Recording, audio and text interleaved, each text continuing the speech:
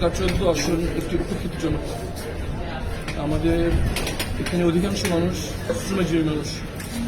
আমাদের প্রথম পরিকল্পনা হচ্ছে আমাদের এই শ্রমজীবী মানুষদেরকে চিকিৎসা সেবা নিশ্চিত করা। দ্বিতীয়ত হচ্ছে এখানে তরুণদের জন্য আমাদের সবচেয়ে বড় পরিকল্পনা হচ্ছে তাদের খেলার মাঠ, তাদের স্বাস্থ্যকরভাবে তারা তাদের অ্যাক্টিভিটি করতে পারছে না। আমাদের পরিকল্পনা হচ্ছে প্রত্যেকটি ওয়ার্ডে অন্তত একটি মাঠ নিশ্চিত করা। এবং আরেকটি বড় সমস্যা হচ্ছে আইন শৃঙ্খলার সমস্যা। মাদকের ব্যাপক বিক্রি এবং প্রকাশ্যের লেনদেন হচ্ছে এই ব্যাপারে। আমাদের একটি অন্যতম বাধা হচ্ছে আমাদের তরুণ সমাজ থেকে মাদকের অভিশাপ থেকে মুক্ত রাখার জন্য আমরা একটি সামাজিক আন্দোলন গড়ে তুলব ইনশাআল্লাহ।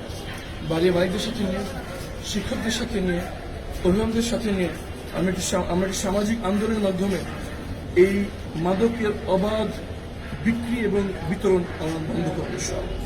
আপনার প্রতিদ্বন্দ্বী হিসাবে বিএনপি থেকে নির্বাচন করতেছে তুলিয়াপার ব্যাপারে আপনি আমার বোন সানজাদ ইসলাম তুলি ফ্যাসিবাদের বিরুদ্ধে একটি অক্টোবর কণ্ঠস্বর। আমি বাংলাদেশ জাতীয়তাবাদী দলের ভারপ্রাপ্ত চেয়ারম্যান জনাব তারেক রহমানকে ধন্যবাদ জানাই।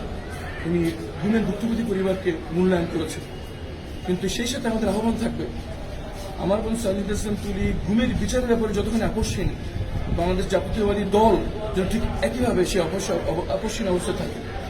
দ্বিতীয়ত হচ্ছে আমার বোন সানজাদ ইসলাম তুলিকে নিয়ে আমরা একটি নতুন ধরনের রাজনীতি প্রবর্তন করবো ইনশাআল্লাহ, যেখানে আমরা প্রতিযোগিতা করব কে কত মানুষের সেবা দিতে পারে, কে কত সৃজনশীল করে আমাদের এই মানুষের সমস্যার সমাধান দিতে পারে।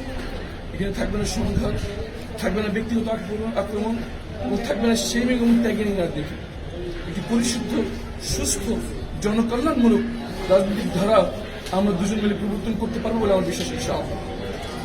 জামাত ইসলামকে জনগণ কেন ভোট দিবে?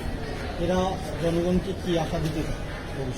সর্বপ্রথম হচ্ছে জামাত ইসলামী এই নির্বাচনে যেসব প্রার্থী থেকে বাছাই করেছে তারা অধিকাংশই তরুণ, অধিকাংশ উচ্চশিক্ষিত এবং তাদের নেতাকর্মী যারা মাঠে রয়েছেন তারা কেউ কোনো ধরনের চাঁদাবাজি, টেন্ডারবাজি, টেম্পো স্ট্যান্ড দখল, বাস স্ট্যান্ড দখলের মতো কোনো ধরনের অসামাজিক কার্যক্রমের সাথে যুক্ত নয়।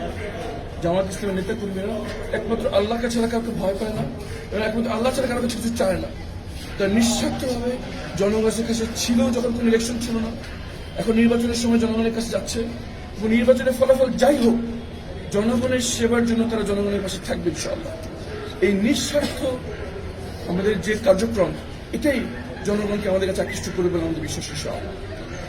ধন্যবাদ।